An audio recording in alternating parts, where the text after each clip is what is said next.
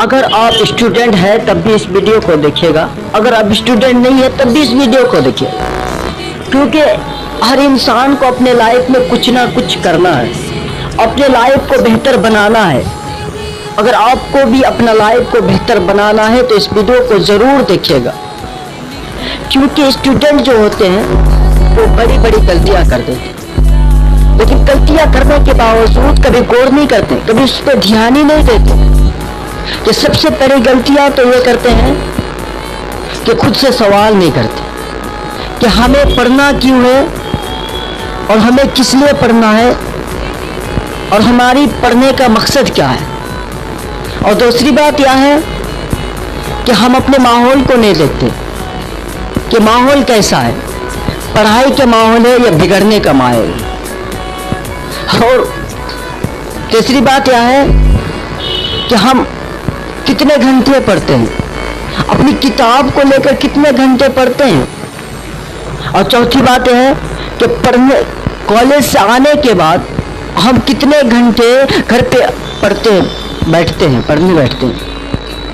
हम तो स्टूडेंट कहते हैं कि कॉलेज से आने के बाद घर में एक भी घंटा नहीं पढ़ता है, क्योंकि आने के बाद फौरन ही बैग रखा और मोबाइल लेके पड़ गया बिस्तर में, और मोबाइल से गाने देखते हैं, मूवी देखते हैं और चैटिंग करते हैं वो। और कोई स्टूडेंट ऐसे भी होते हैं जो अपने मोबाइल से वीडियो बनाते हैं। अच्छी बात है, वीडियो बना के यूट्यूब में छोड़ना, उससे पैसा कमाना अच्छी बात है, मैं नहीं बुरा कह रहा हूँ, लेकिन अब थोड़ा सा टाइम देना चाहिए।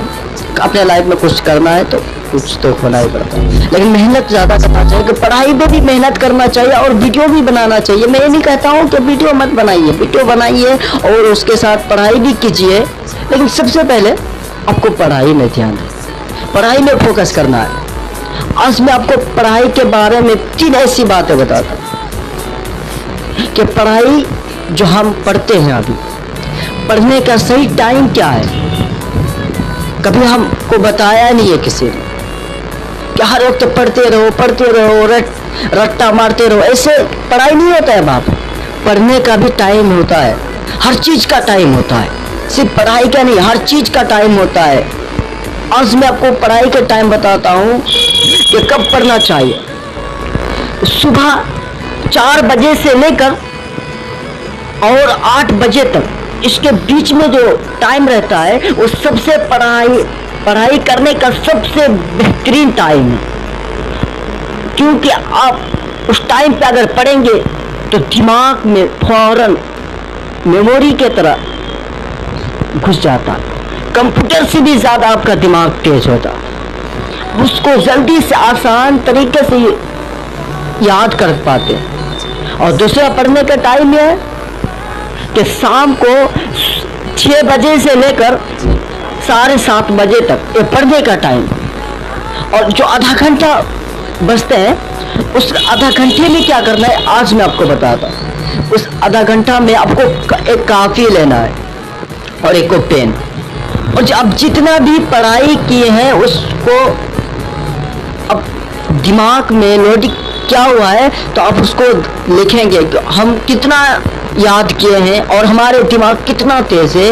उससे क्या होता है कि दिमाग को असर पड़ता है कि नहीं, हमने इस पढ़ाई को अभी जो याद किया है वो याद है या हम भूल गए हैं। हमारे उससे पता चलता है कि हमारे माइंड कितना तेज है, और हमें ये भी मालूम चलता है कि हमने सही से पढ़ा है या नहीं पढ़ा है, पढ़ाई में मेरा फोकस था या नहीं था, इससे भी मालूम चलता है।